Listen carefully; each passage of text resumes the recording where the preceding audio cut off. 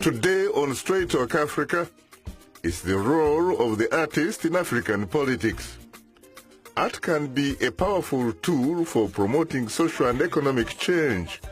And today, we are having a conversation with Bobi Wine, a Ugandan member of parliament and a musician with a message of social justice for all of us. That's coming up next right here on Straight Talk Africa. Hello, welcome to Straight Talk Africa, live from the Voice of America headquarters here in Washington. I am Shaka Sali.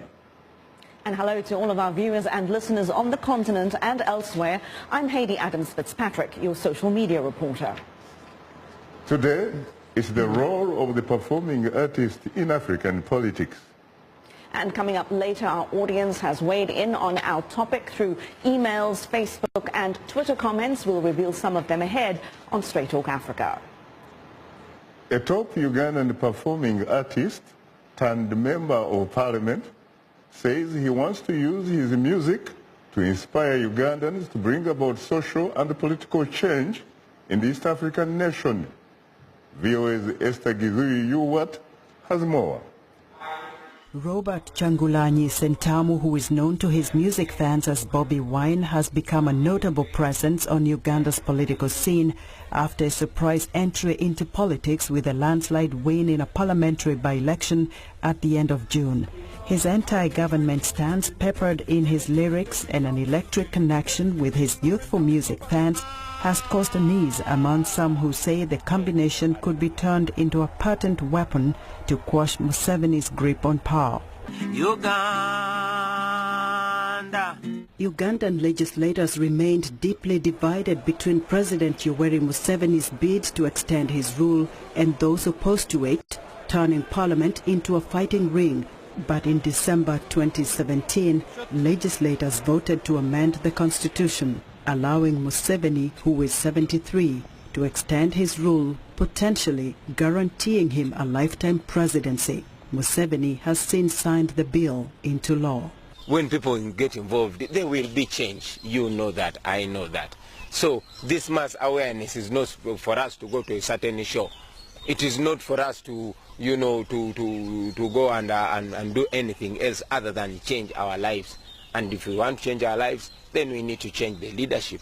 Sentamu won wide acclaim when he visited Uganda's popular opposition figure Kizza Besigye and played guitar at his home in the capital Kampala, where he was under house arrest in the weeks after the last election.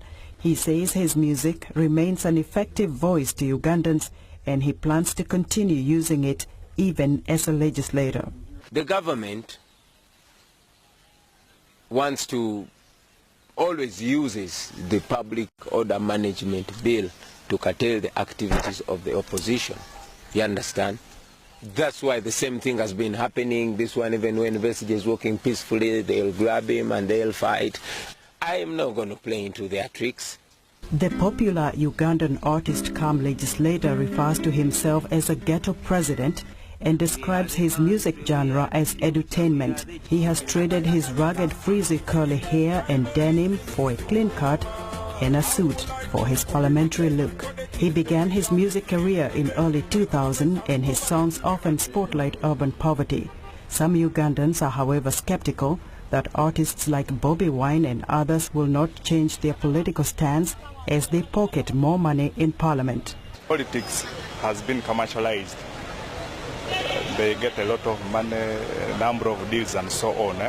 You find that even people who don't suit to be parliamentarians find their way into parliament. Sentamu maintains he will stay true to himself and champion the rights of the poor and politically oppressed Ugandans. That kind of stereotype that has developed over time made people think that I'm turning around. I'm not turning around, I'm just growing into responsibility and seeing that if we want to change anything, we have to be involved, and I want to live by example. Uganda's popular musicians have either steered clear of politics or openly lent their talent to the ruling party, which pays them to sing pro-Museveni praises or perform at his political rallies. But Sentamu's star power and charity work among the urban poor especially in the slum neighborhood of the capital Kampala, continues to rise. Only time will tell if Bobi Wine will change his political tune. Astagidu Yuwat, VOA News, Washington.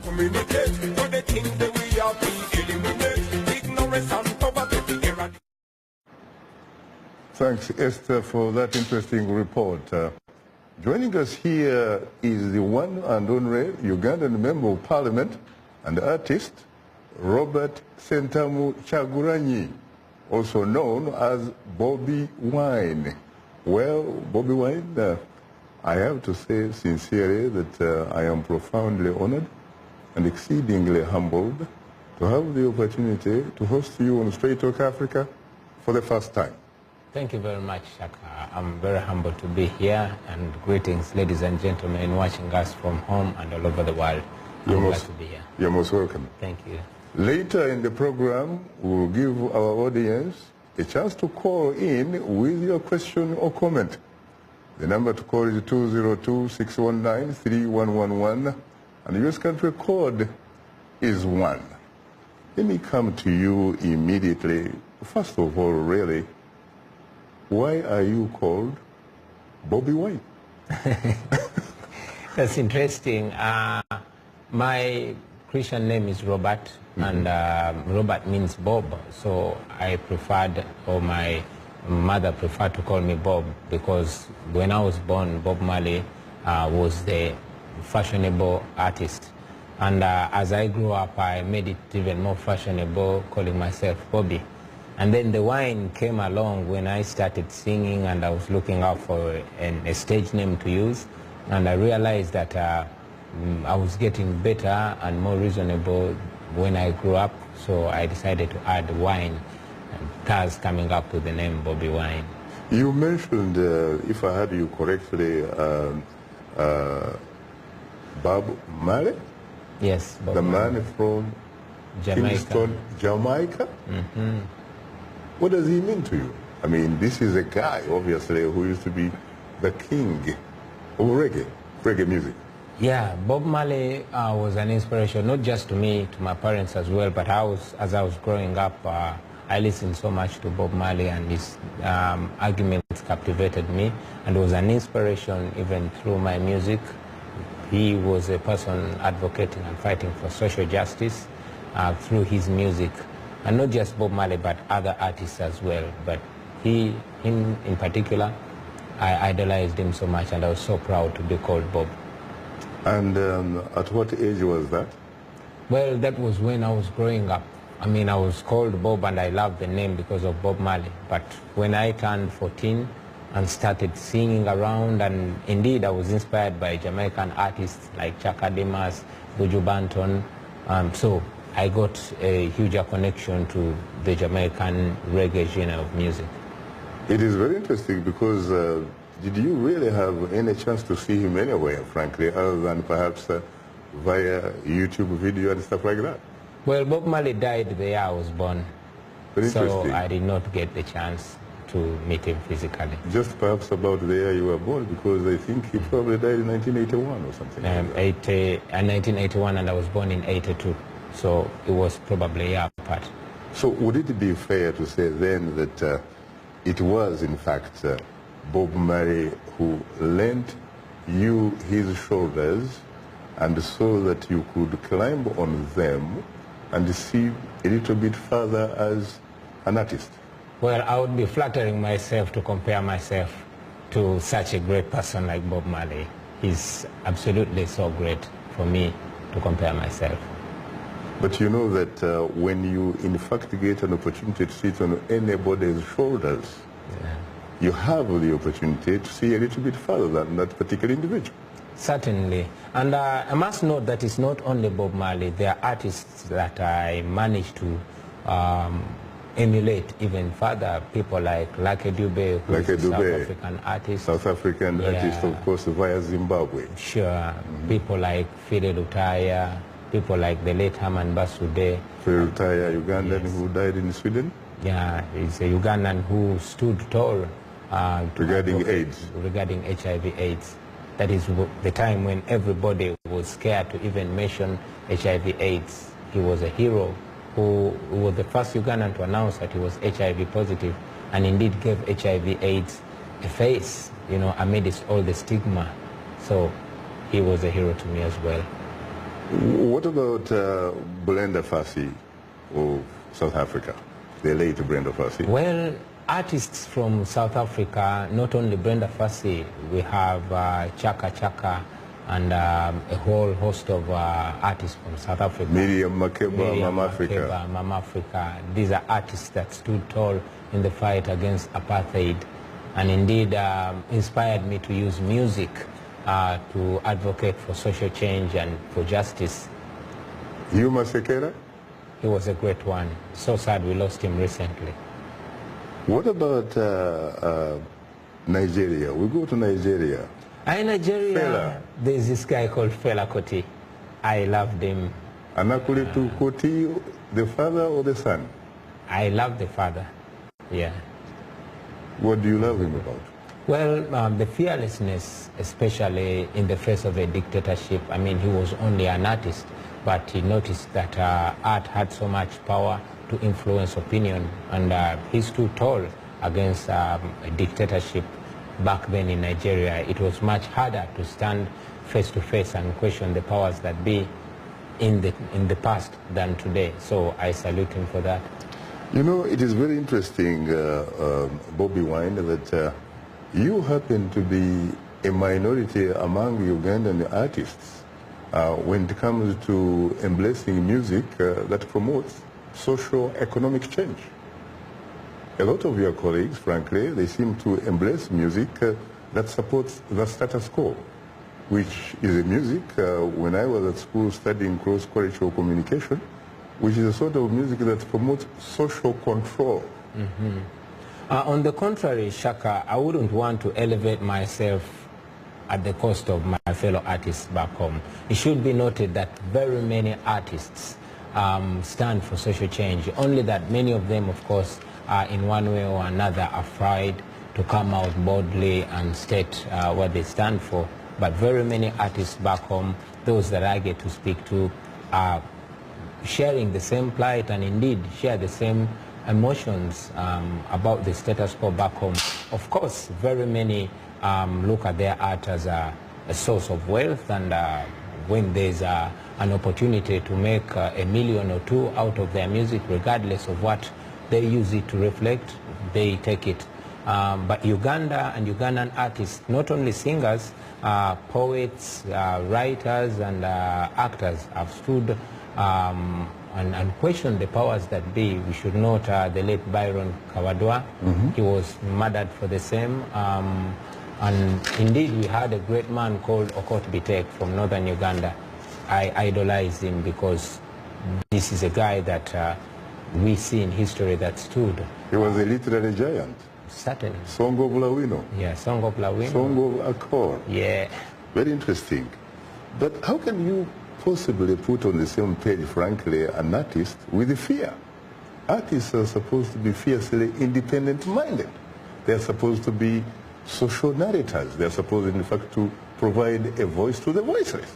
Yes, yes. And if I'm to quote the late Okot Bitek, he said, artists are the mirror of society. We reflect what exactly is happening in society.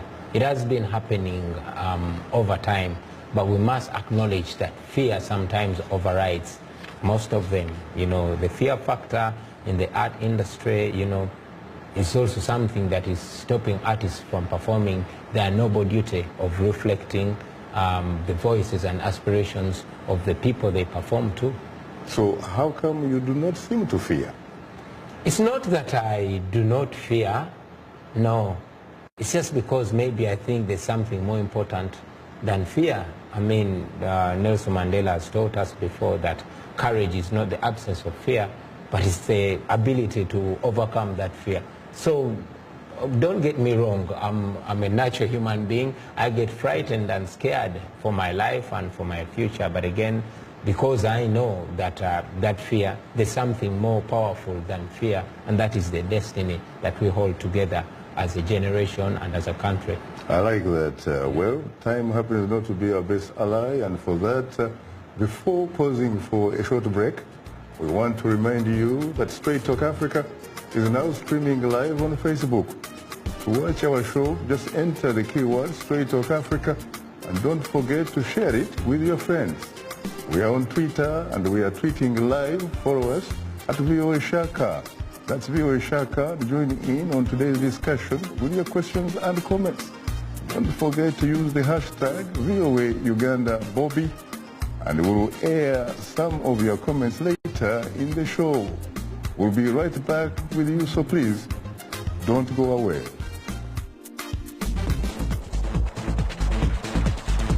We are able to touch on the things that are important to people on an everyday basis. We hope that our viewers are getting inspired when they watch our show. They're getting a view of the world from a different perspective, things that perhaps are not in their immediate vicinity. Today, I could put in on the show something that is a little different, a little unique, and this gives me that, inspiration to come to work. This is Straight Talk Africa on the Voice of America. What is your opinion about today's topic? Call us at 202-619-3111. U.S. country code 1. When you call, remember the following. Ask only one question. Keep your comment brief and turn down the volume on your radio or television. Now let's return to Straight Talk Africa.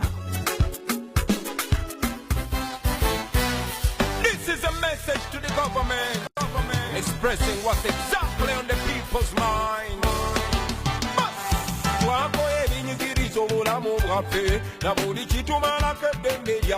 Uganda etambula etambaliga kituse n'okutwetamya eggwanga lyaffe mulimba mutufuga bubinyo namwe kale tetuganye mwalwana mu nsiko naye omwana gwe wasanga nga tannazaalibwa kati naye yazaala nata kino mukiŋŋambire muzeeyi abamutukako saba ne bazeeyi banne bamugambeko en'ensonga nkyamunyo gyalemeddeko kati eggwanga lyonna lyenyamidde bagambe yalinga demokulase bamubuluka kati yafuuka na ipopulise bagambe yali fundamento kyenji mwagizaala wakati mugifudde no kyenji bagamba kyensongeza abalwanya kati mwazibukako namwe mukola biri ebyabali bakusaba nti constitution yaabwe togikwata kugumamwe musigale. That one, of course, is the one and only Bobi Wine at work.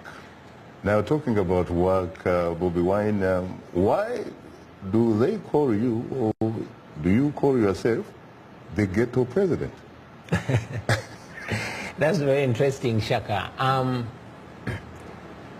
All along, even before I went into formal politics, I had a responsibility, and that responsibility was a self-call.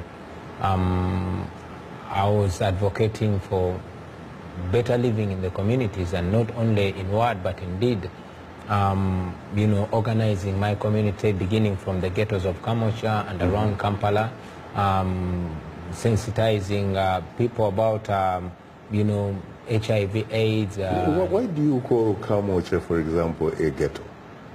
Well, Kamosha is not entirely a ghetto, but yeah, the biggest part of Kamosha is a slum, and that is where I come from. And we use that word ghetto to mean slum. You grew up in the slum? Yeah, I grew up in the slum of Kamosha. Something I'm proud of, because it opened my eyes to the realities of life. But how did you grow up in a slum when the last time I checked, your mother was a nurse by profession, correct? Yes, my mother was a nurse, and like I told you, when I was born, it was a wartime. My family used to be a rich family, but because of its meddling in politics, lost everything. I see. So yes, my mother had 10 children, and she was more or less a single mother, because when I was growing up, my father was in jail over politics. He was one of the Museveni rebels, and he was in jail. So when we were growing up, we were living in one room, and all of us, and my mother had to work. She was a nurse at Mulago Hospital and feed all of us. So that explains the circumstances under which we grew up. But coming back to explaining why they call me the ghetto president is because I took leadership upon myself and offered leadership to my fellow ghetto youth where I was coming from. And because I was supposedly more informed than some of my friends, they bestowed upon me the title Ghetto President. Very interesting. So do you at some point feel like you may in fact want to make it real? That is not the main target right now. My target is to make sure I infect as many youth as possible with this Bobi Wine mindset so that we can be able to multiply ourselves. I believe there are so many young people out there that are even more intelligent and more informed than I am. It's just a question of challenging them to put those skills in use to benefit themselves and the people around them.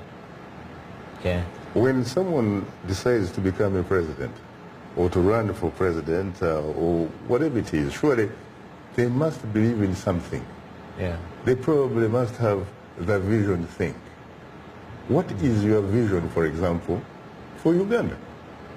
Well, I'm looking at a Uganda that is ruled by social justice, by equal rights, by rule of law where everybody is equal before and under the law, where everybody can live to their full potential, where if you work hard, you are sure you're going to succeed.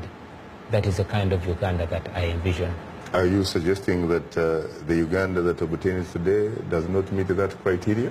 Well, most certainly it doesn't. I mean, we are living in a Uganda where over 80% is younger than me, and yet, again, over 80% is unemployed, not because Uganda is poor, but because the priorities of our leaders are not on the plight of the people they lead, but on themselves. So certainly that is not the Uganda I want to see. You're talking about over % of the Ugandan population that has also actually probably known only one ruler. Yeah, sure. President Yoweri Museveni. Yeah. But earlier you told me, by the way, that when it comes to politics, it was in fact President Yoweri Museveni who inspired you. Yes. Is that correct? Yes, yes. Does he still inspire you? Well, I was inspired by President Museveni of 1986 all the way to probably 1996. And actually the Museveni of 1986 inspired me to fight the Museveni of 2018. We had a prized revolutionary. This is somebody who at my age convinced other young people to go and fight for what they thought was justice, and indeed they went for that. They risked their lives. Many of our parents and relatives lost their lives. They did not know that they were following a personal, you know, for lack of a better word, they didn't know they were following an imposter, you know, they didn't know they were following a liar. Somebody what do you mean an imposter here? I mean, he represented something so good, but again, what he depicts is something so different. I don't want to get personal with the head of state, but my generation is a generation that loves to come face to face with facts. I mean, our leader keeps changing his word every other 5 years, and that actually explains to you why he has been falling off, you know, apart with all the people that they fought with. So yes, I was inspired, and I'm still inspired by the words that he had. When you read Sowing the Mustard Seed, or when you read Mission to Freedom, it was a mission to restore democracy, to restore the rule of law. We were promised that court orders will be respected. We were promised that, you know, we're going to be ruled by the law. But when you look at what is happening in our country, looks like it calls for another revolution. You have a Chief Justice, you have on the paper at least an independent judiciary. So aren't you in fact experiencing rule of law, or is it rule by law?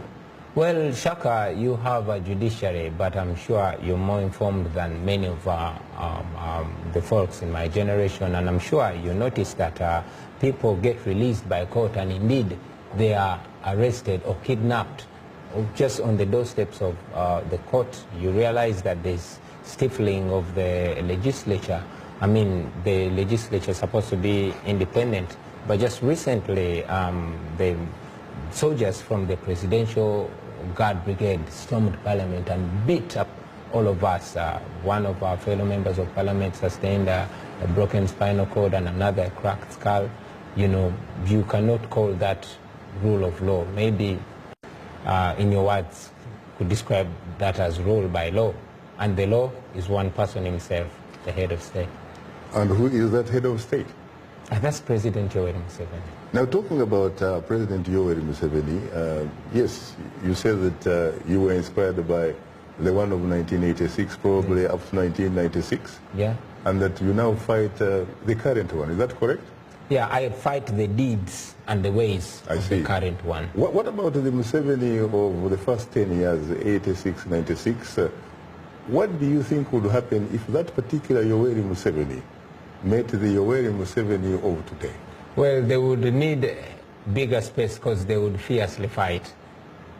Why would they fight? I mean, because everything I am saying was said by our president at my age. So he didn't deliver? Yeah, certainly. I think the problem here is, and by the way, my generation needs to learn from the mistakes of the past generation. I don't blame the people that worked with President Museveni at first because they did not have an example to learn from. My generation has an example to learn from, and they should know that we don't need another big daddy or another strong man, but strong institutions that are going to curtail all the selfish interests that may come. I think what caused that is the absolute power, and as you know, Shaka, power corrupts, and absolute power corrupts absolutely. So it must be absolute power that has insulated our leaders, especially our president, from the reality, and giving him this godly aura and making him believe that nobody else understands like he does, that nobody else knows their destiny. Unfortunately, we are millions upon millions of young people who are living in a new generation who do not want to be enslaved by the past, by the hatred and the divisions of the past. We have a future that we're working to. We have new challenges. We live in the 21st century. We have 21st century challenges and that need 21st century solutions, and of course by 21st century leaders. Unfortunately, we are excluded. It's very interesting that you talk about Museveni that has actually undergone changes, but let's face it, Bobi Wine, the reality is that society is not static, it is dynamic. Sure. So what do you expect? You expect Museveni to remain exactly the way he was back in 1986? I don't expect him to be the one, the same person, and that is why we must have institutions to save him from himself. I mean, yes, society is not static, and neither is the population. I mean, today are different people than yesterday. They need different ideas, and they need a system that provides opportunity for new talents, for new ideas to be at play, to offer solutions to the world that they live in. We are living in a world, we are in a situation that we seem to be walking towards a cliff. Unfortunately, we are sure, our generation is sure that it is going to be around much longer.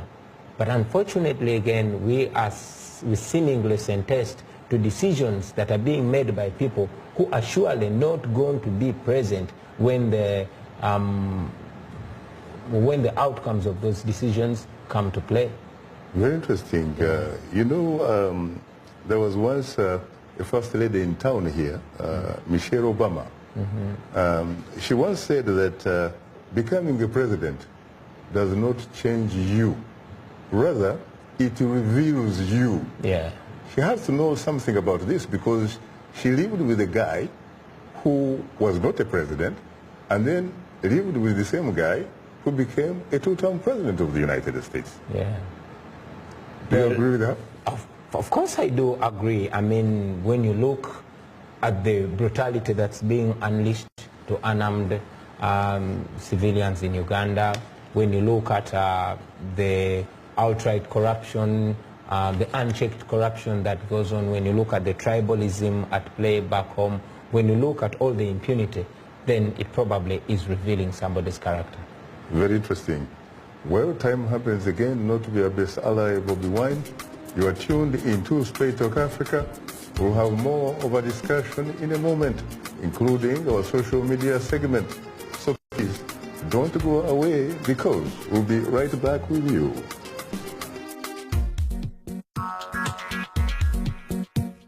Like Voice of America on Facebook. Follow VOA on Twitter.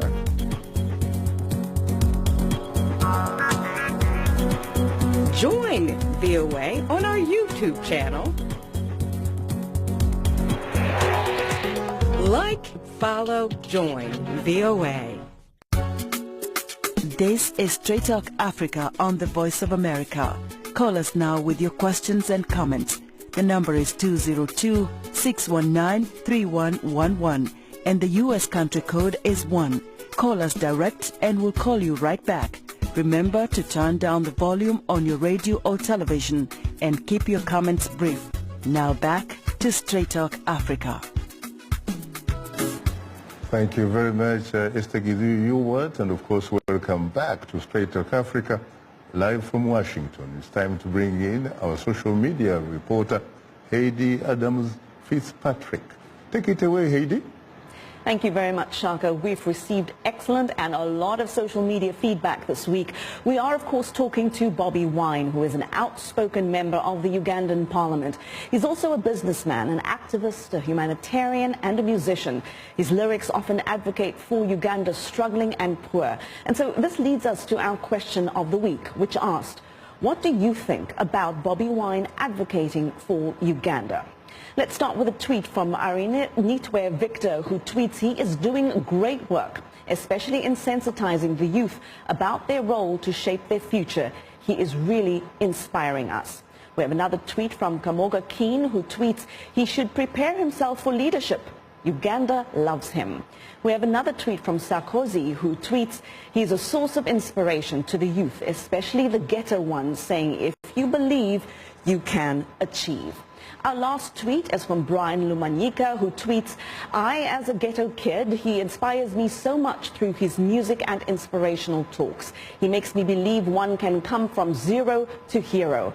If the parliament can't come to the ghetto should go to parliament. We should be the solution to our problems. Now to our social media comment of the week from Facebook fan Kabale Rajab in Uganda, and he writes, he's an inspiration to the youth of our generation. His progress shows that life can change for the better. He has transitioned from a music giant to a prominent politician, and that shouldn't be taken for granted. Let's go to another comment from Facebook fan Frank Nuamanya from Uganda, who writes, I think he is an agent for social change, and that has been reflected in his songs, which are society-based.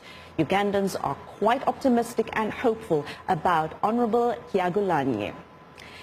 Another Facebook comment comes from Mohammed Ahmed Mansour from Monrovia, Liberia, and he writes, it's good for Bobi Wine. He's trying to remind the Ugandan government of its responsibility. I would like to extend my sincere thanks and appreciation to him for his tireless efforts in advocating for Ugandan artists. Well done, Bobi Wine. Please continue your good work. Another Facebook comment comes from Kasoma Nashwa Bobi from Uganda, and he writes, he is a good leader in the making with positive strategies of his own, which seem to be beneficial to Ugandans. And our last Facebook comment comes from Amaki Kimera Mulagwe, also from Uganda, and he writes, he articulates Uganda's problems well. He's the right solution now and needs the support of Uganda's statesmen and women. Now, a reminder that we appreciate all of your audience feedback. If you are a new fan, do drop us a line at africatv@voanews.com. And to comment on our Facebook page, just enter the keywords Straight Talk Africa. And be sure to visit us online at voaafrica.com. And to join our YouTube channel, sign up to VOA TV2 Africa. And do follow us on Twitter at VOA Shaka. Straight Talk Africa streams live every Wednesday on Facebook, or simply go to VOA Straight Talk Africa TV program page that's on our website. And to watch us live on your mobile device, download the VOA mobile app. Now let's take a look at what's ahead for next week's program.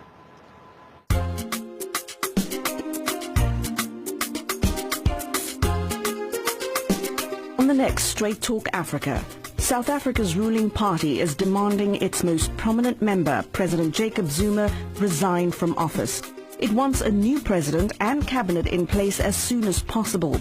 We'll discuss the implications of the ANC's push to remove Zuma from office on the next Straight Talk Africa. And that's it for our social media segment today. Shaka, you and Bobi Wine, of course, have a lot of inspired social media comments to discuss, so I'll hand it back to you.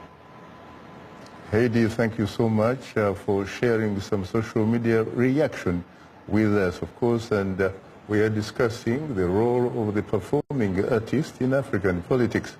Our distinguished guest is Robert Kyagulanyi, also known as Bobi Wine, a Ugandan member of parliament and artist. And of course, Bobi Wine, once again, I will say that I'm profoundly honored and exceedingly humbled to have the opportunity to host you on Straight Talk Africa for the first time. Thank you very much, Shaka. You're most welcome.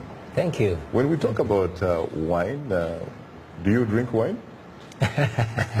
Am I supposed to say that? Probably my son is watching. Really? And I don't want to inspire no alcohol. Because I was going to ask you whether you drink a bit of red or white or rosé.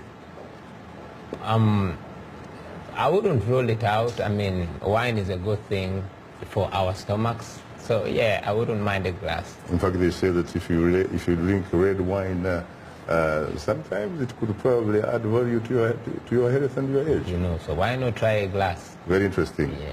Now, when I listen to the social media reaction from almost everybody, frankly, it looks like you must be a uniquely gifted individual. And it reminds me of one young man, a uniquely gifted individual back in 1986 in Uganda, Yoweri Museveni. Yeah. Does that bother you? Does that concern you? Well, it bothers me, but again, it provides lessons. Like I said, our generation is blessed with lessons. I mean, we have an absolute example of something very good, but going very bad. And maybe it should be a lesson for all of us that never again should we promote personalities, but rather we as a nation should embrace. You see, I think there was a mistake on elevating just a personality, and I always tell this to fellow Ugandans, not to look at me as a solution or anybody else for that matter, but all of us as a generation and as a country holistically, you know, to embrace our problems and find solutions from within. If we can own our liberation as a nation, then no single man will ever rise up to get that feeling of entitlement. It's very interesting because that reminds me, of course, as to what is happening right now in South Africa, Africa's most industrialized nation. Yeah.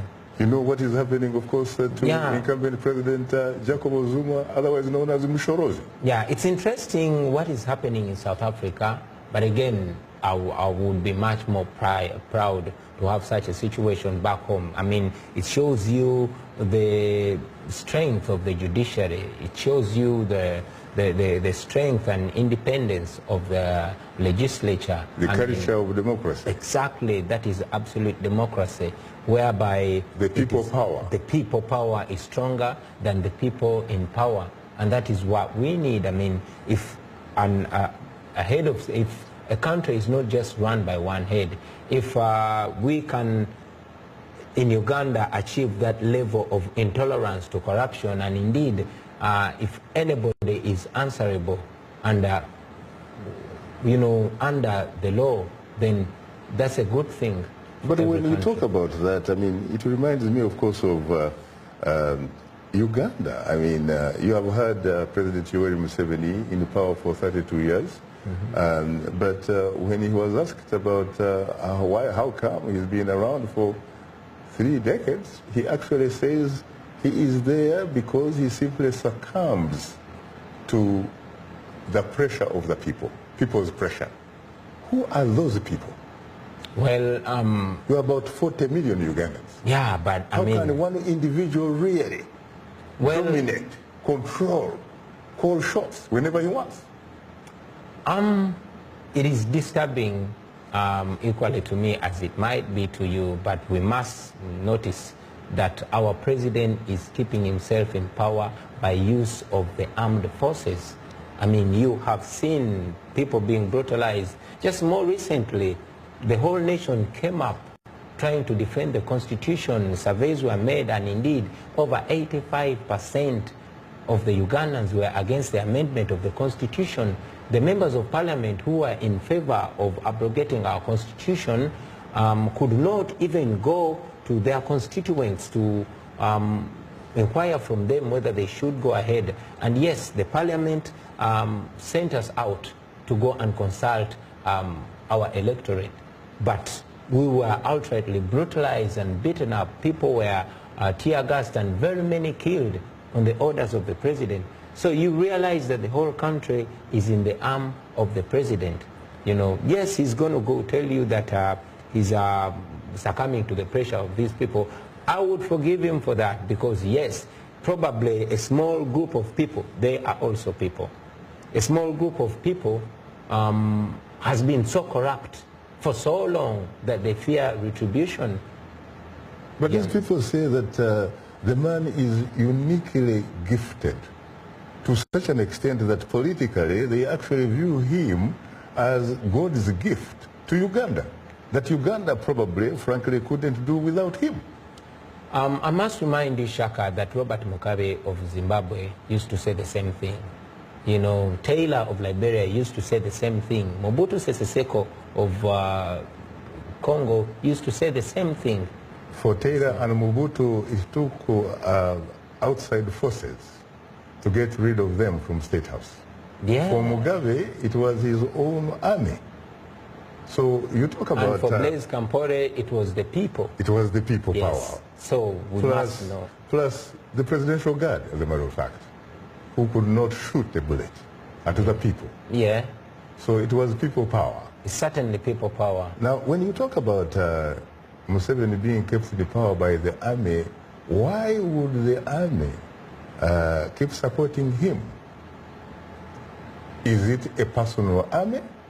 I thought the last time I checked it was called the Uganda People's Defense Force. Well, yeah, it was called the Uganda People's Defense Force, with all due respect to our army.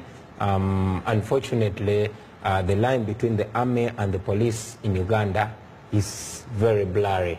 You know, you realize that, yes, we are putting the army on the side. The police itself is an instrument of brutality. It's an instrument of control. You have seen our police is very politicized. It is the Ugandan police that actually employs well-known, well-confessed criminals to crack down on the opposition. And it was shameful for the Inspector General of Police to come out and hail the known criminals in Uganda, say, yeah, those criminals were helping us not to fight crime, but to crack down on the opposition. So the security forces in general, not just the army. But as a matter of fact, if we are to compare, I would end up exonerating the army and putting the police on the forefront. Very interesting, because in Zimbabwe it was the opposite. As a matter of fact, in Zimbabwe, you are almost the same. I mean, the same thing. In Zimbabwe, it was the military that, quote unquote, liberated people from Mrs. Grace Mugabe and Mugabe, whereas the police, in fact, was pretty much, pretty much promoting the status quo. Now let me ask you a question. There are times when President Museveni has been quoted as saying, my army, my money, my oil. My oil. Yeah. Who owns Uganda really? Who is the primary stakeholder in Uganda? Well, when somebody comes and says, my army, my money, my oil, and the same leader comes and says, I am not anybody's servant. I am a freedom fighter who came to fight for my beliefs. And the same person indeed on a different interview comes and says, no, I'm not working for anybody. I'm working for myself, my children, and my grandchildren. Do I need to answer that question? Who owns Uganda, Shaka? Can't he say that he's merely expressing his freedom of expression? Well, we have a constitution. We have a constitution which is supposed to defend, which is supposed uphold and protect. Certainly. But what about you? You're a member of parliament. I'm a member of parliament. You're a representative of a constituency of Ugandans. Yes. If Uganda indeed belongs to that particular individual, what are you doing about it?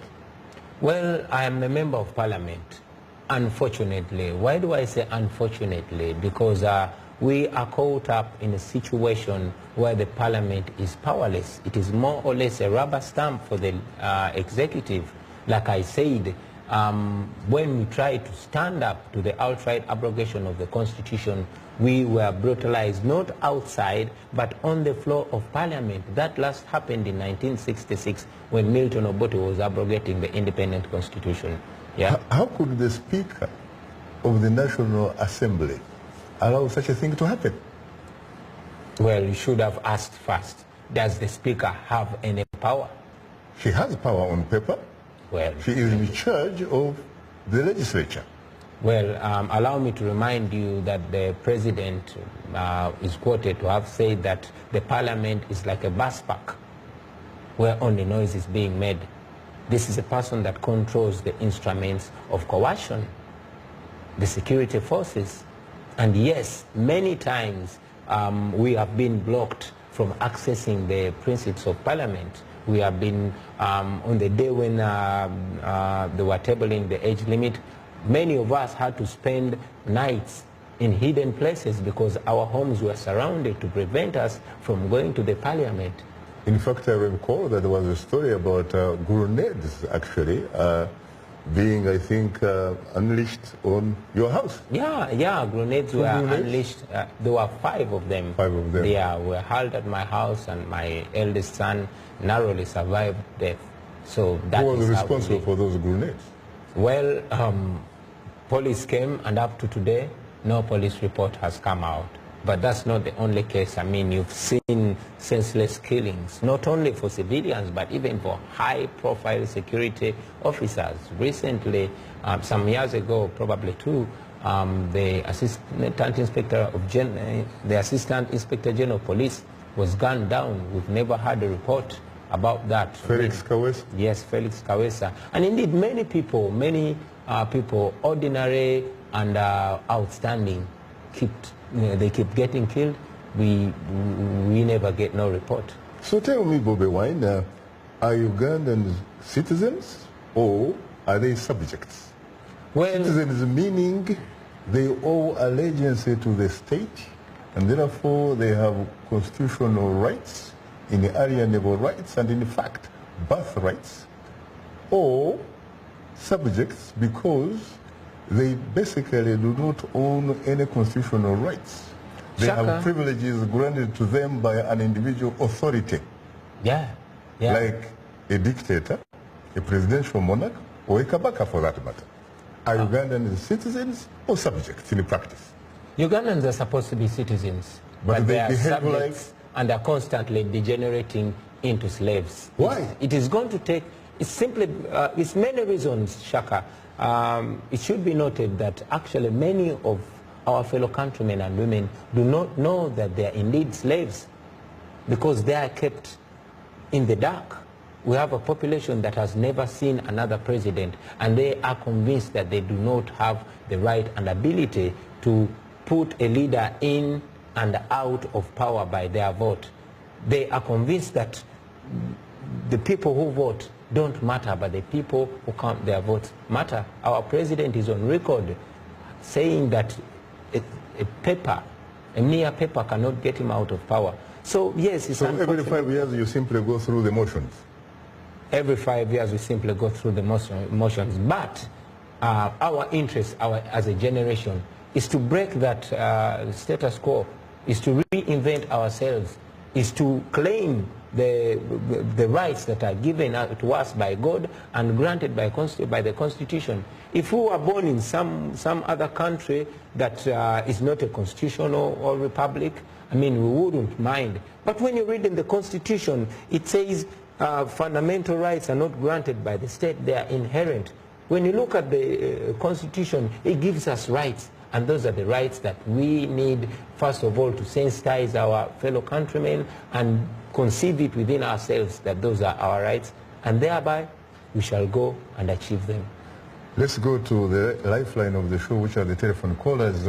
Good afternoon, Dennis from Chicago. You're most welcome to Straight Talk Africa. Yes, good afternoon, Shaka and Honorable Bobi Wine. We're terrific. How are you? Very good. My name is Dennis, Ugandan calling from Chicago. Mm-hmm. Yeah, so glad to hear Bobi Wine in the studio today, and just wanted to bring this forward to him as one of those young men in Uganda that have come out to speak for those who cannot speak for themselves, and we very proud of him, and also just to relate to his life story from where he has come from and how much he's inspiring young people, and that is something very great. But I would also like to ask him, Honorable Kyagulanyi, to rally his fellow artists that we know that change in every society, world over, the role of artists cannot be ignored. So if he should rally the like-minded artists like him, then they can spread the message to the masses. Thank you. You're most welcome. Let's go to Connecticut. Thame from Connecticut, good afternoon. Good afternoon, sir. Thank you so much for taking my call. You're most welcome, sir. What is your question or your comment? My question is, I'm a musician, have been all my life. I'm very interested, a student of history. I'm very interested in what kind of force promoting change that music might have within Uganda and the rest of Africa. Is it promoted by authorities? Is it aided in any way? Because music, by nature, promotes a force of change. And many times, governments and authorities do not like that change. What would your opinion on that be? Thank you very much. Would you respond to those questions, please? Yeah, unfortunately, I wasn't able to listen to them. Could you repeat them for me, please? He's saying that he's a musician himself, yeah, and he thinks that any musician would pretty much be in support of social change. Sure. Well, I certainly agree with him. You know, music is a reflection of reality. Mm-hmm. It's a gift from God. We never buy it. So apart from using it for only entertainment, we should use music to better society and to leave a positive legacy.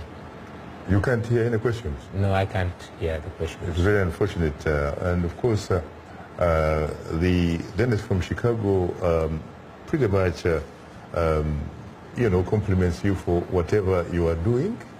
And he thinks that you should mobilize your fellow musicians so that together you can really figure out a way of sensitizing Ugandans so that you can empower them to work towards social economic justice for all of us.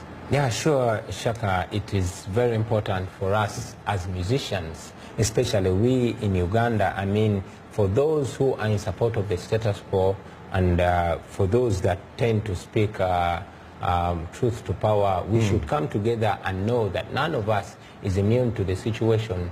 A country that is badly governed does not discriminate. When we face a broken down healthcare system or a broken down justice system, it affects us as a whole. I mean, in the recent past, we've lost our fellow artists. We lost AK-47, we lost producer Dance Mapesa, and just a week or less ago, we lost a very talented artist called Moses Radio.